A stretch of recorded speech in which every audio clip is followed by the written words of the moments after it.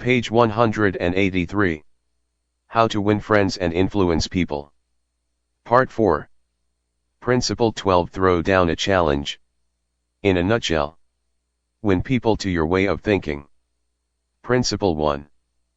The only way to get the best of an argument is to avoid it. Principle 2.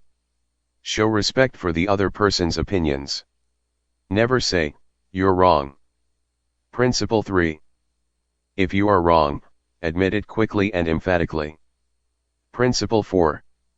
Begin in a friendly way. Principle 5. Get the other person saying yes, yes immediately. Principle 6. Let the other person do a great deal of the talking. Principle 7. Let the other person feel that the idea is his or hers. Principle 8. Try honestly to see things from the other person's point of view. Principle 9. Be sympathetic with the other person's ideas and desires. Principle 10. Appeal to the nobler motives. Principle 11. Dramatize your ideas. Principle 12. Throw down a challenge. Part 4. Be a leader, how to change people without giving offense or arousing resentment. 1. If you must find fault, this is the way to begin. A friend of mine was a guest at the White House for a weekend during the administration of Calvin Coolidge. Drifting into the president's private office, he heard Coolidge say to one of his secretaries, "That's a pretty dress you are wearing this morning, and you are a very attractive young woman." Page 184. That was probably the most effusive praise Silent Cal had ever bestowed upon a secretary in his life. It was so unusual, so unexpected, that the secretary blushed in confusion.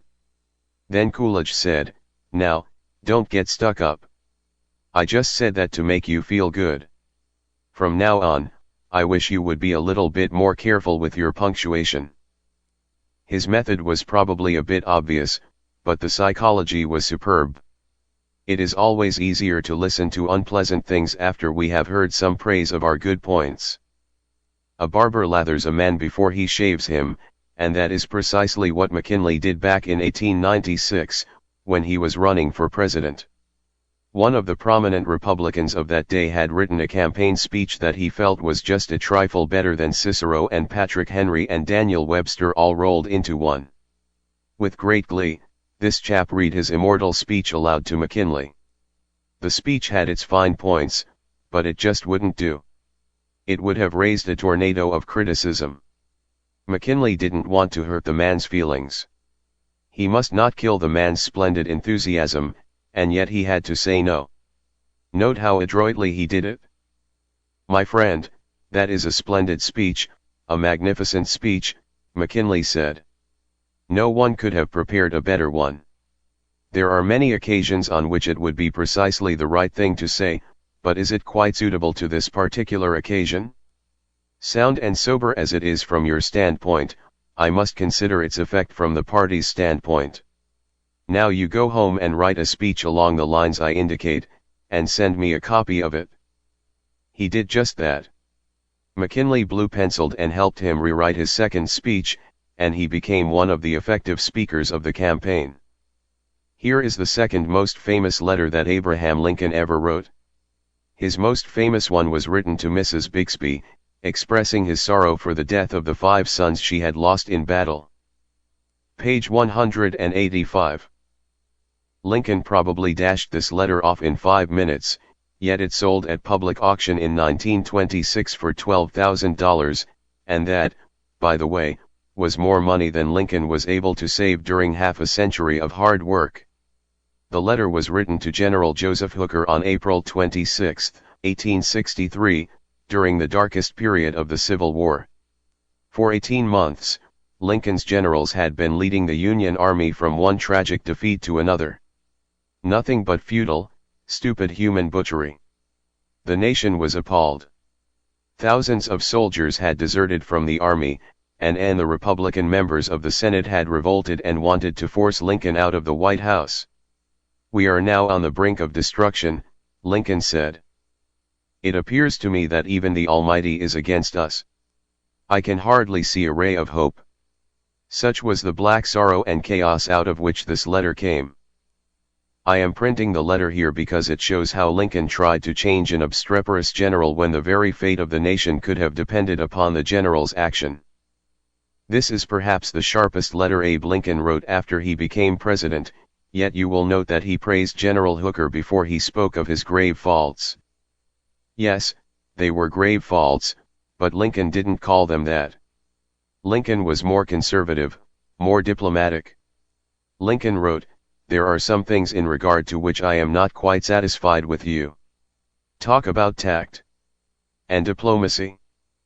Here is the letter addressed to General Hooker. I have placed you at the head of the Army of the Potomac. Of course, I have done this upon what appears to me to be sufficient reasons, and yet I think it best for you to know that there are some things in regard to which I am not quite satisfied with you. I believe you to be a brave and skillful soldier, which, of course, I like. I also believe you do not mix politics with your profession, in which you are right. You have confidence in yourself, which is a valuable if not an indispensable quality. Page 186. You are ambitious, which, within reasonable bounds, does good rather than harm, but I think that during General Burnside's command of the army you have taken counsel of your ambition and thwarted him as much as you could, in which you did a great wrong to the country and to a most meritorious and honorable brother officer. I have heard, in such a way as to believe it, of your recently saying that both the army and the government needed a dictator. Of course, it was not for this, but in spite of it, that I have given you command. Only those generals who gain successes can set up as dictators. What I now ask of you is military success, and I will risk the dictatorship. The government will support you to the utmost of its ability, which is neither more nor less than it has done and will do for all commanders. I much fear that the spirit which you have aided to infuse into the army, of criticizing their commander and withholding confidence from him, will now turn upon you. I shall assist you, as far as I can, to put it down.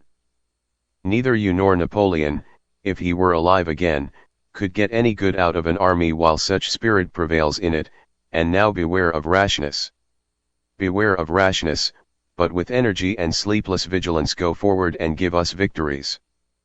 You are not a Coolidge, a McKinley, or a Lincoln. You want to know whether this philosophy will operate for you in everyday business contacts. Will it? Let's see. Let's take the case of W. P. Gaw of the Wark Company, Philadelphia. The Wark Company had contracted to build and complete a large office building in Philadelphia by a certain specified date. Everything was going along well, the building was almost finished, when suddenly the subcontractor making the ornamental bronze work to go on the exterior of this building declared that he couldn't make delivery on schedule. What? An entire building held up? Heavy penalties. Distressing losses. All because of one man. Page 187. Long-distance telephone calls. Arguments. Heated conversations. All in vain. Then Mr. Gaw was sent to New York to beard the bronze lion in his den. Do you know you are the only person in Brooklyn with your name? Mr. Gaw asked the president of the subcontracting firm shortly after they were introduced. The president was surprised. No, I didn't know that. Well, said Mr. Gaw, when I got off the train this morning, I looked in the telephone book to get your address, and you're the only person in the Brooklyn phone book with your name. I never knew that, the subcontractor said. He checked the phone book with interest. Well, it's an unusual name, he said proudly. My family came from Holland and settled in New York almost 200 years ago. He continued to talk about his family and his ancestors for several minutes. When he finished that, Mr. Gaw complimented him on how large a plant he had and compared it favorably with a number of similar plants he had visited. It is one of the cleanest and neatest bronze factories I ever saw, said Gaw. I've spent a lifetime building up this business, the subcontractor said, and I am rather proud of it. Would you like to take a look around the factory? During this tour of inspection, Mr. Ga complimented the other man on his system of fabrication and told him how and why it seemed superior to those of some of his competitors. Ga commented on some unusual machines, and the subcontractor announced that he himself had invented those machines. He spent considerable time showing Ga how they operated and the superior work they turned out. He insisted on taking his visitor to lunch. So far, mind you, not a word had been said about the real purpose of Ga's visit. After lunch, the subcontractor said, "Now, to get down to business. Naturally, I know why you're here. I didn't expect that our meeting would be so enjoyable. You can go back to Philadelphia with my promise that your material will be fabricated and shipped, even if other orders have to be delayed." Page 188. Mr. Ga got everything that he wanted without even asking for it. The material arrived on time, and the building was completed on the day the completion contract specified. Would this have happened had Mr. Ga used the hammer and dynamite method generally employed on such occasions? Dorothy Rublowski, a branch manager of the Fort Monmouth, New Jersey, Federal Credit Union, reported to one of our classes how she was able to help one of her employees become more productive. "We recently hired a young lady as a teller trainee. Her contact with our customers was very good. She was accurate and efficient in handling individual transactions. The problem developed at the end of the day when it was time to balance out. The head teller came to me and strongly suggested that I fire this woman. She is holding up everyone else because she is so slow in balancing out. I've shown her over and over, but she can't get it. She's got to go."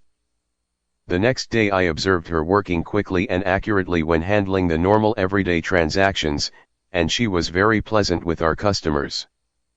It didn't take long to discover why she had trouble balancing out. After the office closed, I went over to talk with her. She was obviously nervous and upset. I praised her for being so friendly and outgoing with the customers and complimented her for the accuracy and speed used in that work. I then suggested we review the procedure we use in balancing the cash drawer. Once she realized I had confidence in her, she easily followed my suggestions and soon mastered this function. We have had no problems with her since then. Beginning with praise is like the dentist who begins his work with Novocaine. The patient still gets a drilling, but the Novocaine is pain-killing. A leader will use